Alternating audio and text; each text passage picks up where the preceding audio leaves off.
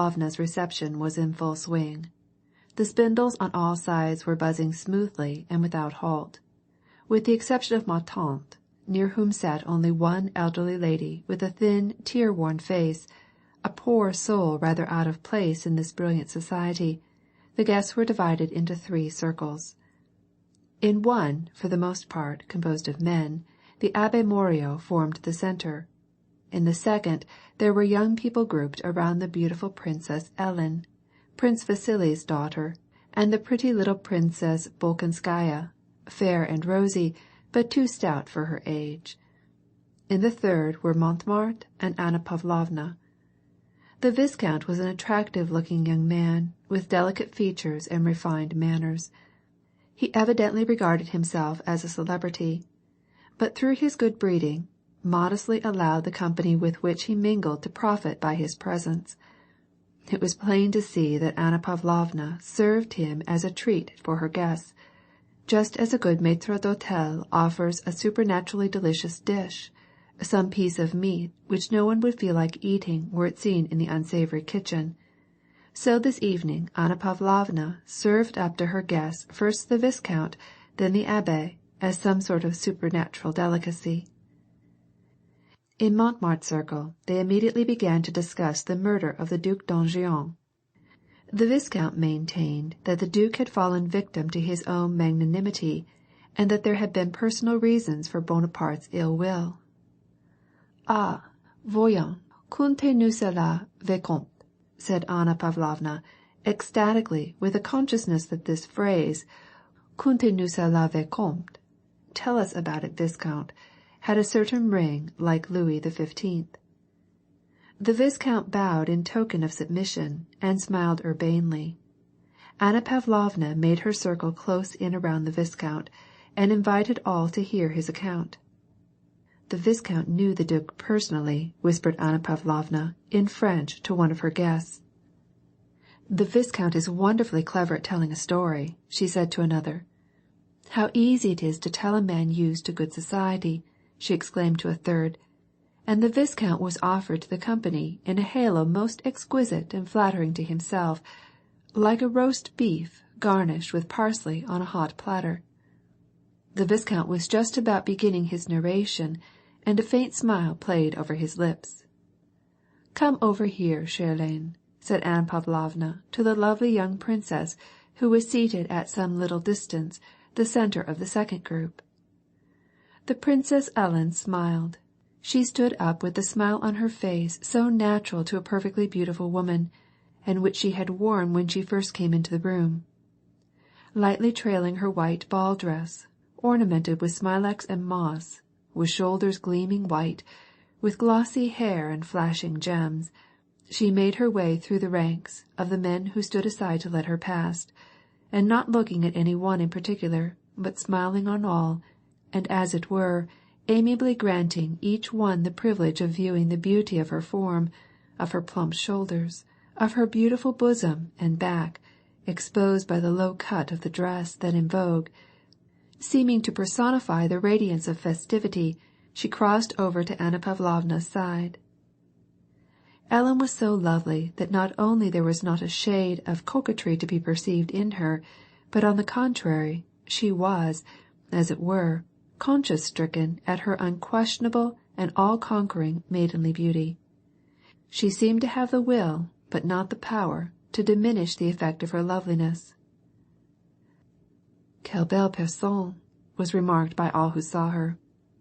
The Viscount, as though overwhelmed by something quite out of the ordinary, shrugged his shoulders, and dropped his eyes at the moment she took her seat in front of him, and turned upon him the radiance of that perpetual smile. "Madame, I fear my ability is not on par with such an audience," said he, inclining his head with a smile. The young princess rested her bare round arm on the table, and did not think it incumbent upon her to say anything in reply. She smiled and waited. All the time that he was telling his story she sat upright, glancing occasionally now at her beautiful plump arm, which by its pressure on the table altered its shape, now at her still more beautiful bosom, on which she adjusted her diamond necklace, Once or twice she smoothed out the folds of her dress, and when the story was unusually impressive, she would look at Anna Pavlovna and for an instant assume the very same expression that was on the Fräulein's face, and then again relapse into her calm, radiant smile. The little Princess Bolkonskaya also left the tea-table and followed Ellen. "Wait a moment, I am going to bring my work," she exclaimed. "Vous en à quoi pensez-vous?" she added, turning to Prince Ippolit. "Bring me my work-bag." The young wife, smiling, and having a word for everyone, quickly effected her transmigration, and as she took her seat merrily arranged herself. "Now I am comfortable," she exclaimed, and begging the Viscount to begin, she set herself to her work again. Prince Ippolit brought her the bag, and, placing his chair near her, sat down. Le charmant Hippolyte struck one by his extraordinary likeness to his sister, the beautiful Ellen, and still more by the fact that in spite of this likeness he was astonishingly ugly. His features were the same as his sister's, but in her case all was illumined by her radiantly joyous, self-contented, unfailing smile of life and youth, and the remarkable classic beauty of her form. In the case of the brother, on the contrary, the face, though the same, was befogged with an idiotic expression, and looked always self-conceited and sulky, and his body was lean and feeble.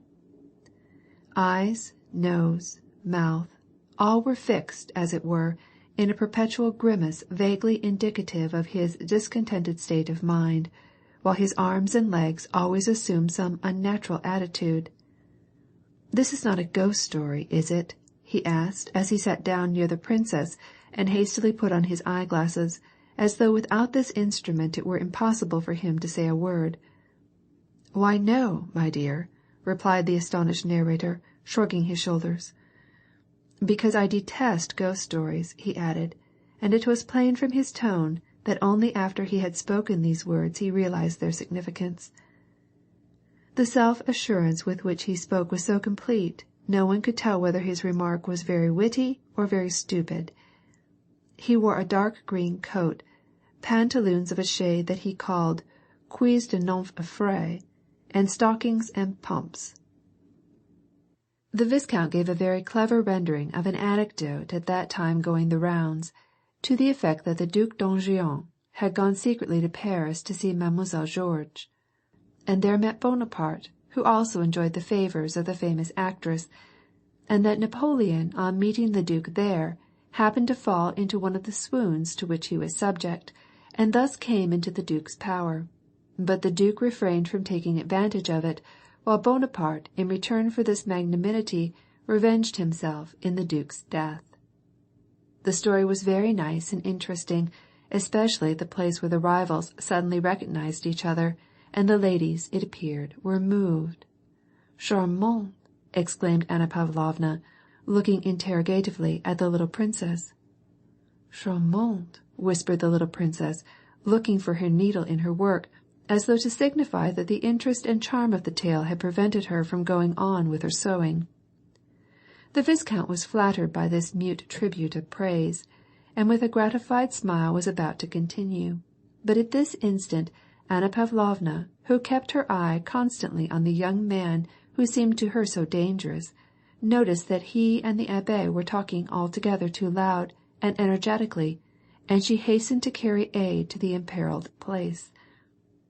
In reality, Pierre had succeeded in leading the Abbé into a conversation on political equipoise, and the Abbé, evidently interested by the young man's frank impetuosity, was giving him the full benefit of his pet idea. Both were talking and listening with too much natural ardor, and this was displeasing to Anna Pavlovna. "By what means? The balance of Europe and droit des gens," the Abbé was saying. "It is possible for one powerful empire like Russia, having the repute of being barbarous, to take her stand disinterestedly at the head of an alliance whose aim is the balance of Europe, and she would save the world." "How would you bring about this balance of power?" Pierre was beginning to ask, but just at this instant Anna Pavlovna joined them, and, giving Pierre a stern glance, asked the Italian how he bore the climate of Petersburg.